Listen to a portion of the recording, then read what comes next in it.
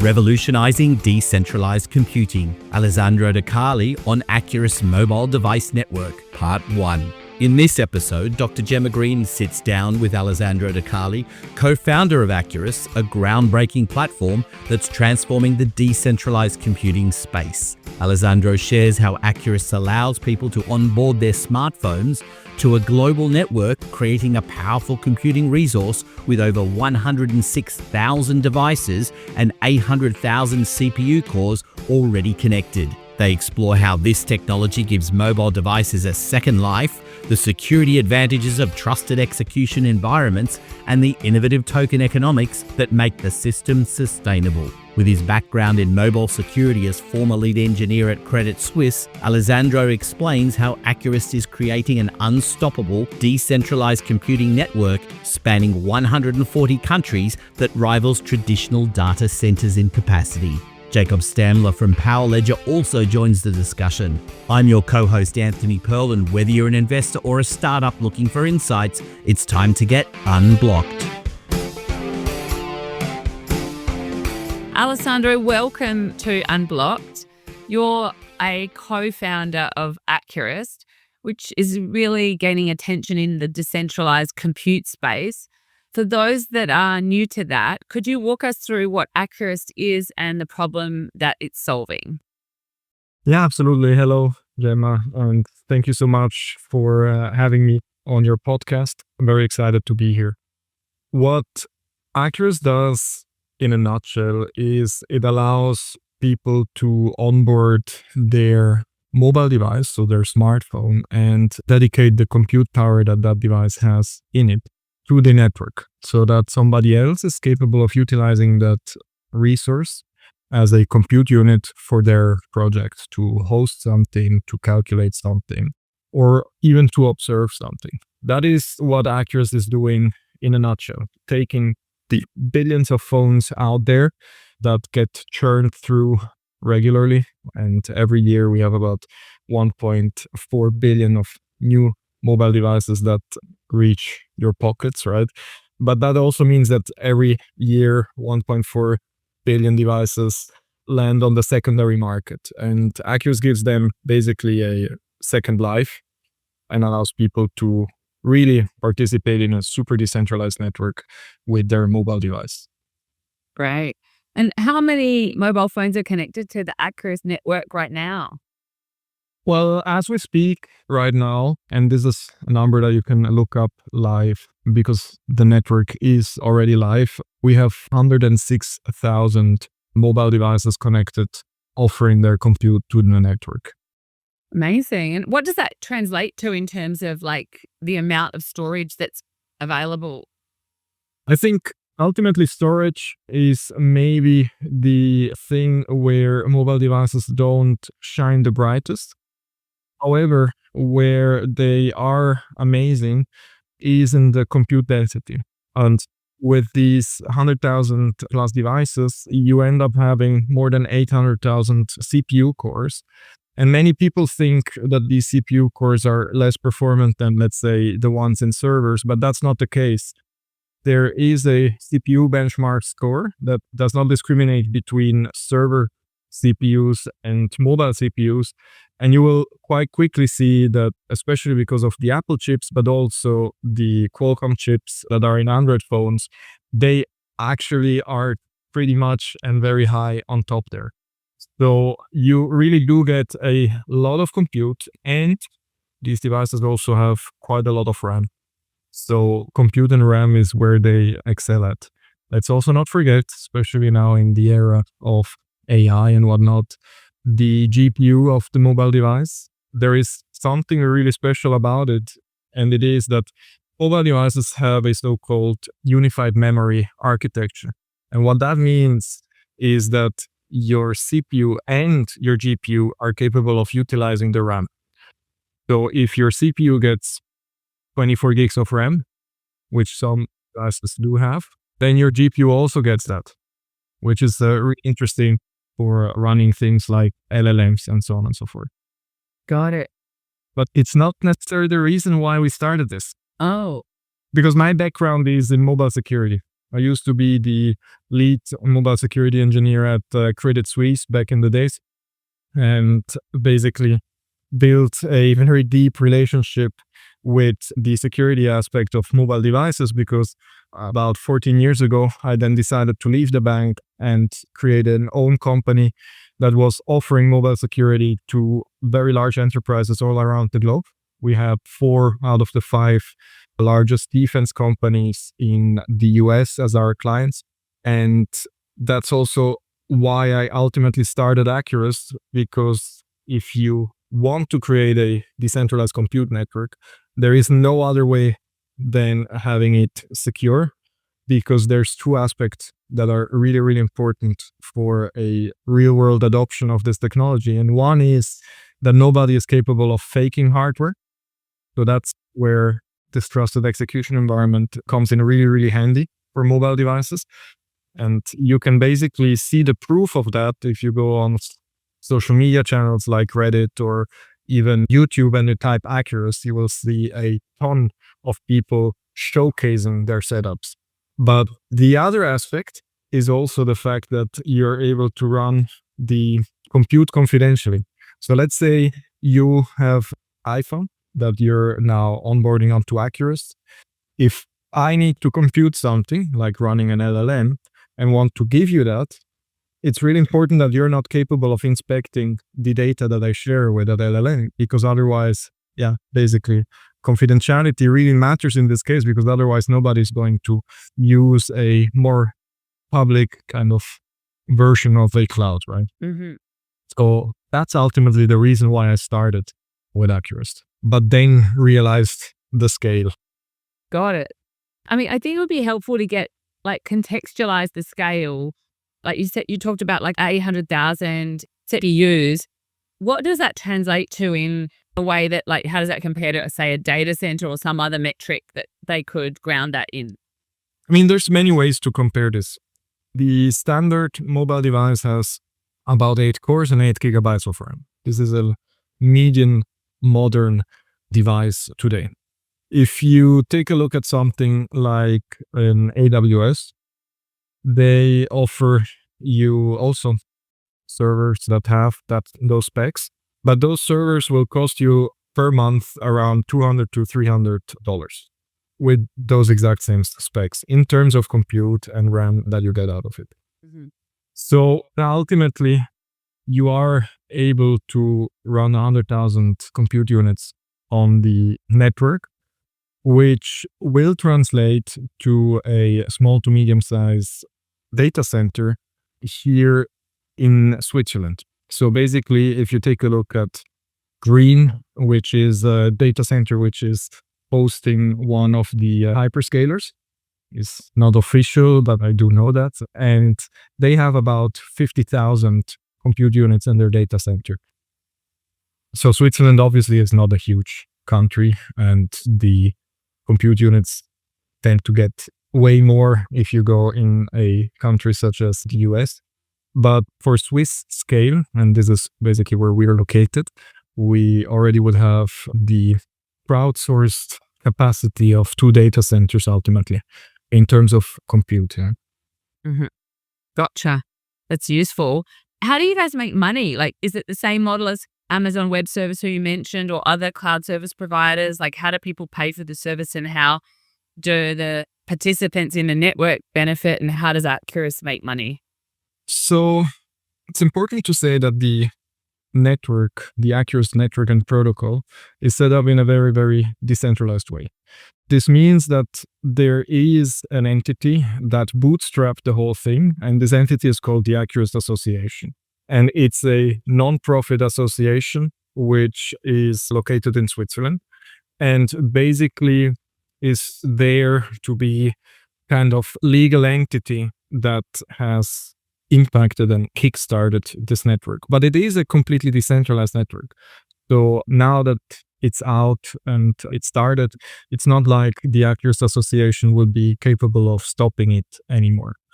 And that's one aspect that me personally, I find very interesting, because ultimately, similar to how Bitcoin operates and no single entity is capable of shutting that down, for Acurast, now instead of the service of having the ability to transfer value, you have the ability to provide and get the compute, like decentralized compute, right? And this all around the globe, no matter where you live. We have now more than 140 countries that we're covering with people offering compute in those countries. That's something would never have been possible with a centralized setup, because all of a sudden you need to create all these subsidiaries, and maybe some countries are more interesting than others. So you wouldn't think of it that way when calculating the business case around it. So now we have this very, very accessible, unstoppable network all around the globe. The question is, how does value get generated? And the value that is being generated comes from your real mobile device. So there is the security aspect that I mentioned before. We have a couple of companies that heavily leveraging that one. There is one company that is using this to wrap and unwrap Bitcoins. They're securing about $100 million worth of Bitcoins just with Acurast alone. That service is obviously a paid service that people are then paying in Acurast tokens. And how the model around the network works is that, similar to how Bitcoin has a fixed inflation that gets distributed among whoever is participating in block production, with Acurast you have a fixed inflation that is distributed among whoever is participating in providing compute and is also advertising their compute availability. And now, whenever someone utilizes compute, what you end up doing is that you completely just burn as kind of compute fee Acurast tokens, so that ultimately you do have a way to generate that flywheel, right? And counter this inflation that I mentioned in the beginning. So ultimately, if you're able to reach a usage capacity of about 20% of the network, the whole tokenomics is designed so that the supply starts to become deflationary. And that's also where the value ultimately can be captured. Got it. I mean, I think people that are deep in the blockchain space will totally understand what you've just described. But for people that are perhaps new to the topic and listening to this, could you just explain in a bit more layman terms, like the commercial model and the business model for people to get paid and how Acurast makes money? Yeah, absolutely. So if we take a look at a network that maybe people are more familiar with, the Bitcoin network, the way the protocol works is that it is a blockchain, and the most important thing is to create blocks so that it can offer its services to people. Now, in the context of Bitcoin, that is the ability to transfer value and hold value, right? This payment idea behind it. For Acurast, the idea is that you basically purchase compute and consume compute. Similar to a Bitcoin miner, this is the entity that generates those blocks. Also, entities on the Acurast network get rewarded with the Acurast token whenever they are kind of advertising and onboarding their compute onto the network, and whenever that compute is being used. Mm-hmm. So what this ultimately translates to is that you're able to have or get rewarded with a token. This is the Acurast token that you then ultimately will be able to convert into whichever currency that you want through a exchange, be it a decentralized or centralized exchange. It's very similar to how Bitcoin mining works in those regards. Great. And then for Acurast itself, how does it make money? Does it take a percentage, or is there some other model? So Acurast itself only requires money to be able to fund and foster and promote and make visible the whole protocol and network. It has not the purpose, like the Acurast Association, just to be clear here, it has not the purpose to pursue any profit-making activities. However, obviously, there are tokens around, and how this mission can be fulfilled long term is through a treasury, which is then on-chain, completely on-chain, controlled by the token holders. And that treasury is constantly being replenished by the inflation, so that ultimately you then, as a token holder, will be able to decide which activity makes the most sense at that specific moment to further grow the network. So it's very much aligned with its community. Once the whole system is completely, let's say, at some point, maybe you will not even require an Acurast association anymore.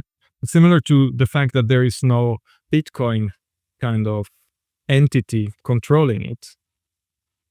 This is also the power behind these decentralized networks, right? It's all kind of designed and set up with some crypto incentives, and that works around the token. Now, you may ask, okay, how are early contributors being rewarded and whatnot? Obviously, early contributors also do have token allocations and are incentivized with token allocations, such as the team behind Acurast.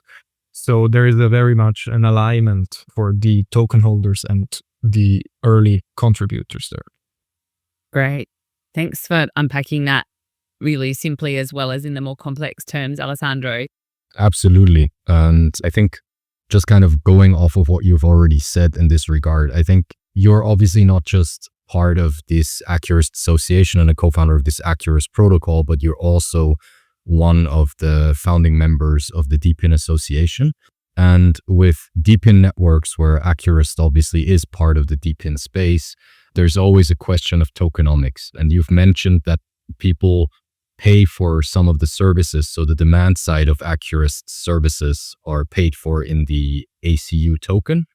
Of course, then there's a question about when this token rises, doesn't the service become more expensive and not as available anymore to your partners?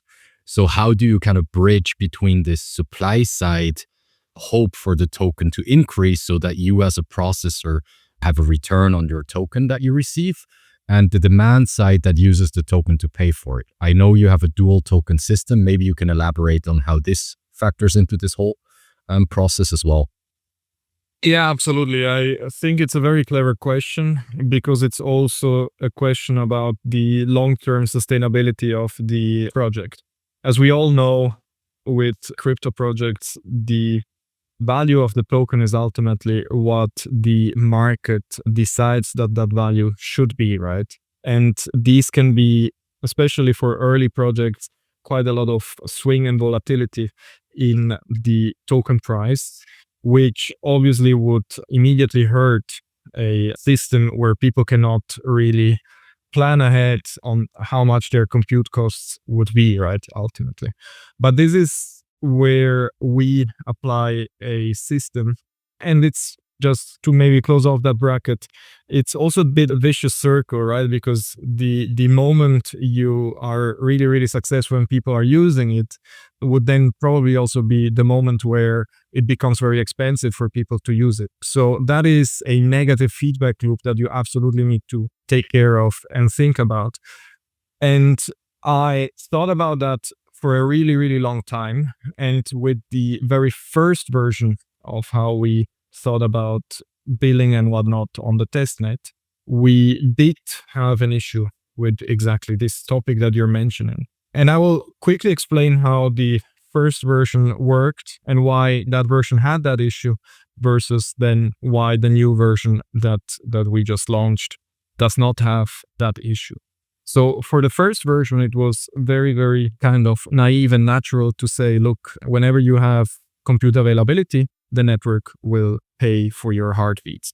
And whenever someone consumes your resources, then you should basically be paid by whoever is consuming those resources, right?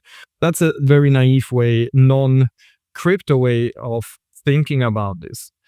But after user surveys, what we found out is that people providing compute, they don't necessarily want to be part of this lottery. They don't want to today earn this much and tomorrow earn another amount. It's way more interesting if this is somewhat a stable amount that they're earning. This allows them to calculate their ROI and whatnot. And this played basically in our hands. So now the new system has a fixed inflation that is distributed among all the participants. If it is a single participant offering a single CPU, then that person would get all of the inflation. If it is many, then you just receive a fraction of that inflation. This means if you have a lot of compute, you receive relatively little amount of tokens. If you have not so much compute available, then you receive a lot of the tokens. So far, so good, right? Now, how do we do the pricing then? Well, the pricing is basically a multiplier on the heart-beating reward that you receive. So let's say that you're part of this pool and there is 50 million tokens that are being distributed annually. There is 50 million participants, which is not the numbers at the moment, but just to have an example. Then everyone would receive a single token per year, right? If now someone would go there and want to purchase compute from this pool of 50 million participants, they would be paying 5 times that. So basically 5 Acurast tokens. If you do this, you basically break that cycle, because let's assume that the price for a single Acurast token really skyrockets, becomes very, very valuable. Now, all of a sudden, whoever is providing compute has a lot of incentive to provide more compute. And this would then dilute everybody that is inside this pool of people. And that would slash the price of the actual compute.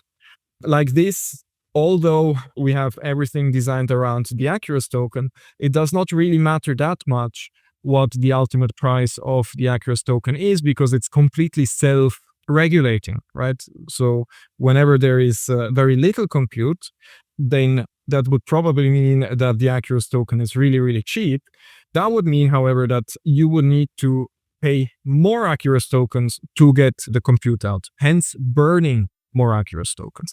That is how that system works. But I agree with you that for a deepened network, this is one of the most crucial things to think about, because you don't want to be basically deer in the headlights when all of a sudden you're really successful and people really want your token and it becomes prohibitively expensive.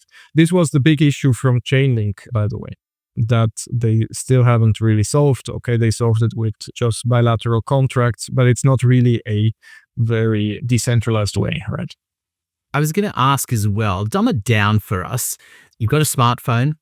How do you get involved? And also I'm interested because the smartphone technology isn't kind of built to last that long. So how do you deal with that kind of lifespan of technology and the ability of it to be working well when you need it?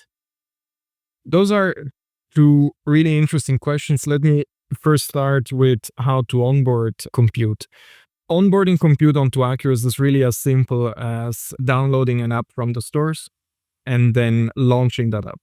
It's really important that Acurast never runs in the background. So if you do install that application, like you're the one controlling when the compute is being provided. And you cannot even do this by mistake, because the app needs to be running in the foreground. This means that you cannot use it for anything else on that side. And this was a conscious design decision, because we didn't want people to be impacted negatively in the terms that they started, and then all of a sudden, because a big deployment comes in that uses a ton of compute, after 3 hours, the battery is dead, right? So basically, you go there, you install the app, you launch the app, and that's it. You don't need to be a Linux geek. You don't need to have any PhD in computer science to be able to onboard compute. So that's really easy. And if you go on hub.acurast.com, you will also find out that it's very easy to deploy stuff on Acurast. So both sides are quite easy, and you can then manage your fleet of devices directly from the Acurast hub. Now, the other question is, how do you deal with the hardware itself, right? Because you're saying that this hardware is not necessarily made to last for so long. The first thing to be said there is that this hardware is absolutely made to run 24/7, okay? Because if someone utilizes their smartphone as their alarm clock to wake up, they never turn off their phone. So that's already clear. The device runs 24/7. It is designed to do so.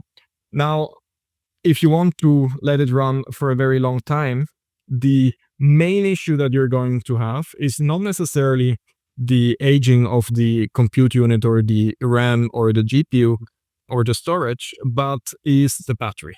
The battery is the main issue that really where the device ages and where you can feel that the device ages, right?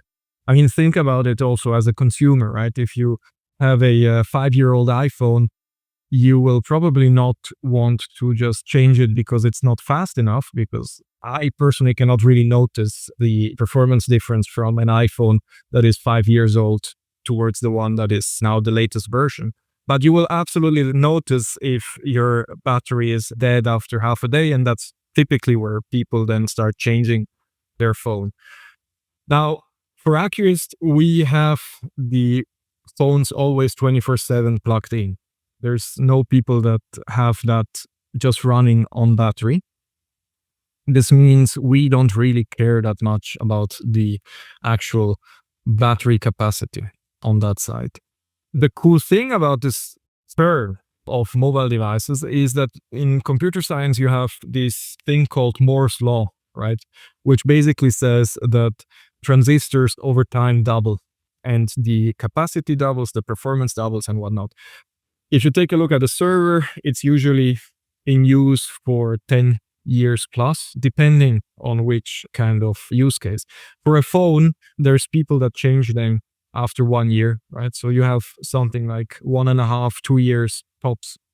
In those 8 years difference, you made quantum leaps in technology. This hardware is also the most designed piece of hardware consumers can get their hands on. Apple invests about $33 billion a year on designing and crafting the best possible piece of hardware. And they make more than half of their revenue with the iPhone alone.